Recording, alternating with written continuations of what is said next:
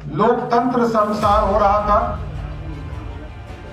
Janata Dal United को तोड़ने का काम किया जा रहा था। जनता दल यूनाइटेड को सरकार में रहकर लोग ये कह रहे थे कि 2024 में जेडीयू समाप्त हो जाएगी। तो सारी स्थिति को आप लोगों ने देखा। बिहार के विकास के लिए भारतीय जनता पार्टी ने 1996 में समता पार्टी के साथ गठबंधन करने का काम किया था और लगातार एनडीए बनाकर 96 का चुनाव हो, 98 का चुनाव हो, 99 का चुनाव हो, 2000 का चुनाव हो, 2005 और 5 तो दूसरा 5 का चुनाव हो, लगातार लड़ती रही एनडीए और 2005 में जंगल राज को समाप्त करके बिहार में सुशासन स्थापित करने का काम किया।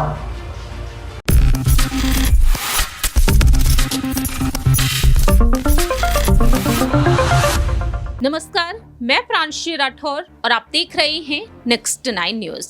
स्वागत है आपका हमारे स्पेशल प्रोग्राम सियासी सच में। बिहार की जो सियासत है वह किस तरह से खुलकर सामने आ चुकी है। नीतीश कुमार एक बार फिर से मुख्यमंत्री बने, लेकिन 9वीं बार वह मुख्यमंत्री बने हैं क्योंकि बार बार वह बाजी पलटते हुए नजर आए हैं और बाजी पलटने के नाम पर देखा जाए वह मशहूर हो चुके हैं पलटू राम के नाम से। ऐसे में नीतीश कुमार जो मुख्यमंत्री पद पर बार बार आ ही जाते हैं, अब आने वाले समय में नीतीश कुमार इस पद से हटेंगे या फिर नहीं, ये सवाल हर किसी के मन में उठ रहा है। अगर वह उठते भी हैं तो अगर वह इस पद से हट भी जाते हैं तो आखिरकार आने वाले समय में अगला मुख्यमंत्री कौन होगा, ये भी बड़ा सवाल है। दरअसल आपको बता दें कि 2025 तक बीजेपी आलाकमान चाहते हैं कि नीतीश कुमार ही मुख्यमंत्री रहें। विधानसभा चुनाव, लोकसभा चुनाव एक ही साल में नहीं होने चाहिए, जिससे कि सियासी नुकसान देखने को मिलेगा और आरजेडी इसका पूरा फायदा उठाएगी क्योंकि राजद प्रमुख लालू प्रसाद यादव अपने बेटे पूर्व उप मुख्यमंत्री तेजस्वी यादव को मुख्यमंत्री बनते हुए देखना चाहते हैं। तो ऐसे में जो वोट बैंक है कहीं ना कहीं राजद की साइड जाता हुआ नजर आएगा। अब यहाँ पर सवाल उठते हैं बाकी के तमाम दिग्गजों को लेकर। दरअसल आपको बता दें कि डिप्टी सीएम के पद पर हैं बीजेपी नेता सम्राट चौधरी और दूसरी ही तरफ हैं विजय सिन्हा। जी हां, विजय सिन्हा भी डिप्टी सीएम के पद पर हैं और सम्राट चौधरी को लेकर अब तमाम अटकलें तेज हो रही हैं कि वह सीएम बन सकते हैं। ऐसा हम नहीं बल्कि सम्राट चौधरी के पिता शकुनी चौधरी ने यह बात कही है, जो खगड़िया से सांसद रहे हैं और साथ ही साथ समता पार्टी के सदस्य भी रह चुके हैं। सवाल यहां पर लेना चाहेंगे हमारे सहयोगी अमन जी से। सम्राट चौधरी को लेकर वह कहते हैं कि 20 साल की तपस्या का ये परिणाम है। अगर मेरा बेटा उप मुख्यमंत्री बन सकता है तो सीएम क्यों नहीं। और एक तरफ सम्राट चौधरी अपने बयानों को लेकर भी सुर्खियों में रहे हैं कि वह अपनी पगड़ी तक खोलते हुए नजर आ सकते हैं, उतारते हुए नजर आ सकते हैं। नीतीश कुमार को सीएम पद से हटाने की उनकी एक कवायद रही थी। कैसे देख रहे हैं आप? देखिए, पहली बात तो सम्राट चौधरी की आप बात कर रहे हैं, बीजेपी के अध्यक्ष रहे हैं और ये वही सम्राट चौधरी हैं जो लगातार नीतीश के ऊपर हमलावर रहते थे। आज उन्हीं के साथ या उन्हीं के अंडर में रहकर ये उप मुख्यमंत्री के तौर पर बने हुए हैं। इनके पिता का नाम, जैसा आपने खुद भी कहा, कि शकुनी चौधरी हैं और वो एक वरिष्ठ नेता रह चुके हैं। काफ़ी दिनों कह सकते हैं, काफ़ी समय की उनकी राजनीति रही है, सांसद भी रहे हैं।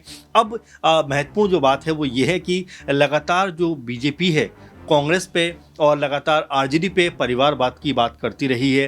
तो क्या सम्राट चौधरी के अंदर आपको परिवारवाद नज़र नहीं आता है कि वो भी लगातार अपने परिवार की परंपरा को आगे बढ़ाते हुए नजर आ रहे हैं? उनको आप उप मुख्यमंत्री बना देते हो, लेकिन वही जब तेजस्वी उप मुख्यमंत्री बनते हैं तब आपको परिवारवाद याद आता है। पहली बात। दूसरी बात यह है कि जिस तरह से आप कह रहे हैं कि उनको मुख्यमंत्री बनाया जा सकता है, देखिए प्रांशी जी, अगर विजय सिन्हा की बात करें जो उप मुख्यमंत्री हैं, साथ में सम्राट चौधरी की बात करें जो उप मुख्यमंत्री हैं, और दोनों से ही नीतीश कुमार की जरा भी नहीं बनती। आपने कई बार स्टेटमेंट सुने होंगे, हमारे दर्शकों ने भी सुने होंगे। ऐसे में उनको उप मुख्यमंत्री बनाने का मकसद सीधा सीधा ये है कि अगर जरा सा भी कोई मौका मिले तो बीजेपी तुरंत अपने जो है पहलू के जितने भी या अपने पक्ष के जितने भी उम्मीदवार हैं उनको तुरंत सीएम पद के लिए प्रोजेक्ट कर सकती है। और जैसा आपने कहा भी कि उनके पिता चाहते थे कि वो सीएम बने, तो हो सकता है कि आने वाले वक्त में सीएम बन जाए। लेकिन क्या ये फिर परिवारवाद नहीं होगा? क्या ये फिर बीजेपी के लिए करारा कह सकते हैं हैं कि अपने ही मुंह पे मारा हो तमाचा नहीं होगा, कि दूसरे के ऊपर तो आप बड़े आराम से बात करते हो, चाहे अखिलेश यादव हों, तेजस्वी हों, राहुल गांधी हों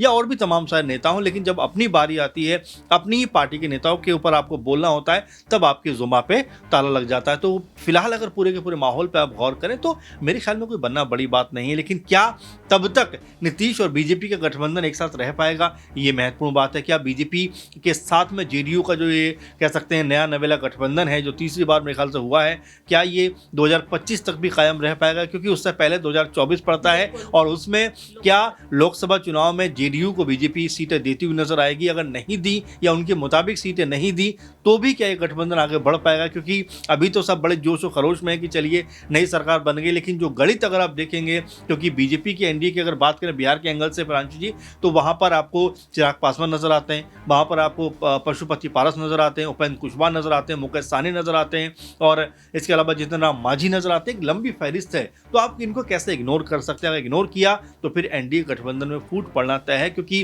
पहले ही चिराग पासवान खफा है, इसके बाद अब जो पशुपति पारस है उनके जो सांसद हैं प्रिंस, वो भी उनसे काफ़ी नाराज़ नजर आ रहे हैं। वो कह रहे हैं कि जिस तरह जेडीयू की एंट्री हुई है उससे ज़रूर गठबंधन में प्रॉब्लम क्रिएट होगी। तो अभी तो बहुत दूर की कौड़ी है, लेकिन हाँ ये ज़रूर कहा जा सकता है कि अगर कुछ भी 19-20 होता है तो बीजेपी अपनी तरफ से ज़रूर चाहेगी कि उनका कोई कह सकते हैं विधायक या नेता सीएम पद के पोस्ट पर बैठता हुआ नजर आए।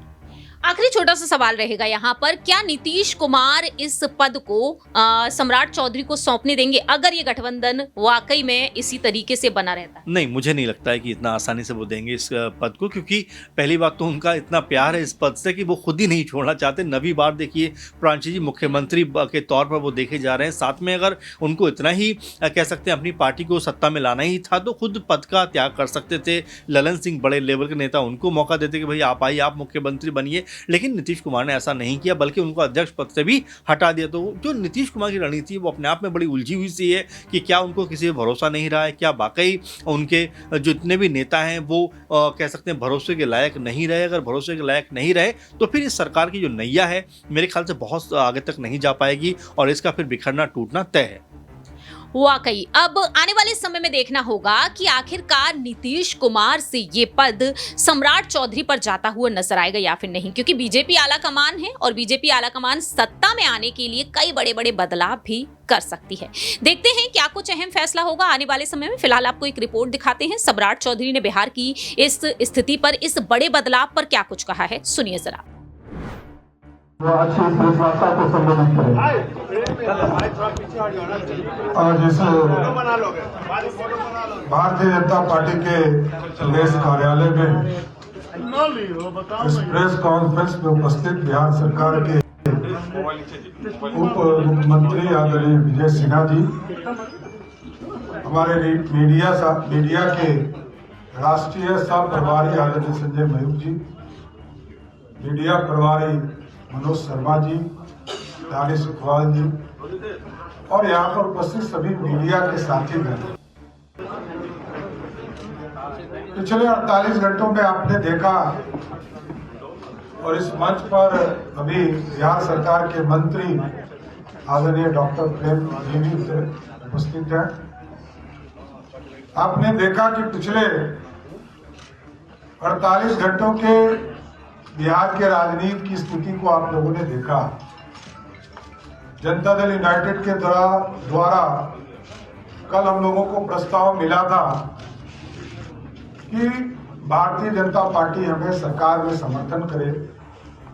उसके बाद उनका दूत भी हम लोगों के पास आए और हम लोगों ने समर्थन करने का काम किया, क्योंकि जो स्थिति उत्पन्न हुई थी बिहार में,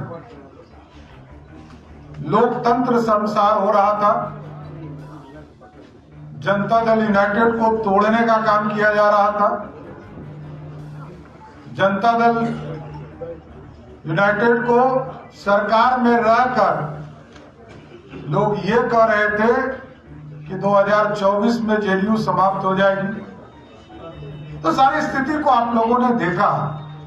बिहार के विकास के लिए भारतीय जनता पार्टी ने 1996 में समता पार्टी के साथ गठबंधन करने का काम किया था साथ, और लगातार एनडीए बनाकर 96 का चुनाव हो, 98 का चुनाव हो, 99 का चुनाव हो, 2000 का चुनाव हो, 2005 और 5 दूसरा 5 का चुनाव, लगातार लड़ती रही एनडीए और 2005 में